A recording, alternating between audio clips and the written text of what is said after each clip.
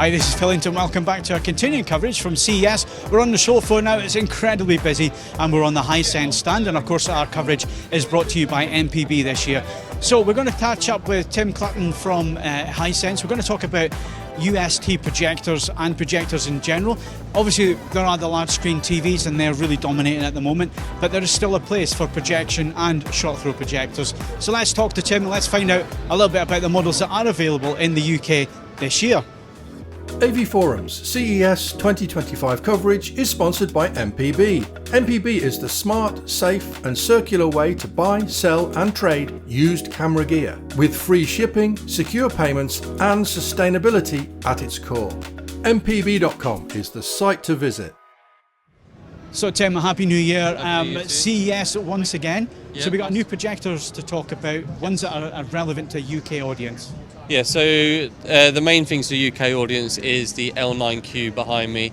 That is launching around Q2 in 2025. It's had obviously a spec increase year over year. It's increased the lumens by 2,000 lumens from 3 to 5,000 lumens. The throw ratio has also decreased to 0.18. Also, it has Dolby Vision, IMAX enhanced. And it also comes with the calibrated screens. So with the L9Q, we are doing it from a 120-inch screen up to 150, with obviously variant sizes in between as well. And of course, you're going for the bigger screen sizes here because you have to differentiate projectors to the large screen TVs, obviously. Yeah, so obviously our TV range for 100-inch TVs is increasing year over year. So we obviously have to make a differentiation between the TVs and short throw projection. So we're focusing on 120-inch and above. Plus, also for the UK market, we have our kind of long throw projection with our C2 range as well. So another thing, Tim, is obviously price, because the large screen TVs are coming down in price. So what we're looking at in terms of the L9 with the screen as a package, calibrated and so on. You're looking where it obviously varies between screen size, but you're looking anywhere between, say, 3,999 up to 4,999. So it's still competitive compared to the larger screen TVs then? Yes, definitely. I mean, our large screen TVs for 100-inch in 2024 range from around kind of 1,799 for the QLED models up to 110 UX, which obviously retailed at £20,000. So it varies. So the main focus for laser TV is for consumers that are focusing purely on home cinema use rather than TV instead of daily use.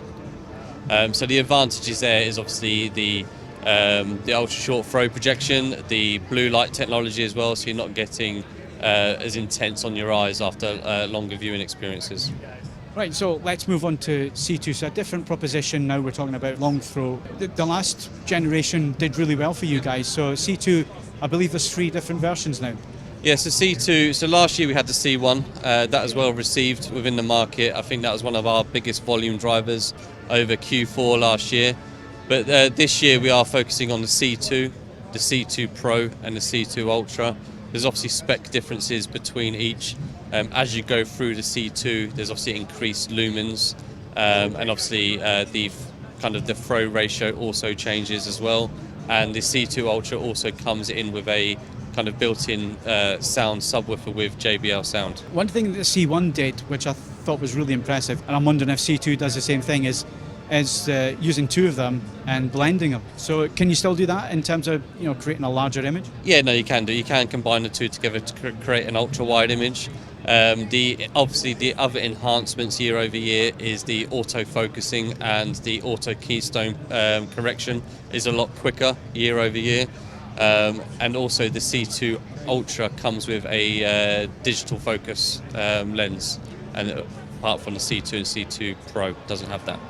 It's a conversation we've been having all year on the podcast are the days of projectors numbered and so on? And I think the conclusion we came to was, well, no, it offers a different viewing experience. Obviously, you guys still feel that there's a market out there, otherwise you wouldn't be selling this stuff. No, definitely. There is a market out there. We are still growing year over year within that market. We are enhancing our product portfolio. We have teamed up with Xbox to have some of our projectors Xbox certified for gaming and gaming use. So we do see a kind of a customer base in there for kind of home cinema and home cinema projection as well, because not everybody wants a big TV, as part of the room, because it does take over the room. So having something like with a rollable screen or a projection screen that you can pull down, obviously it has that minimalistic look as well. And that's it from the Hisense stand here, talking about UST projectors and projectors.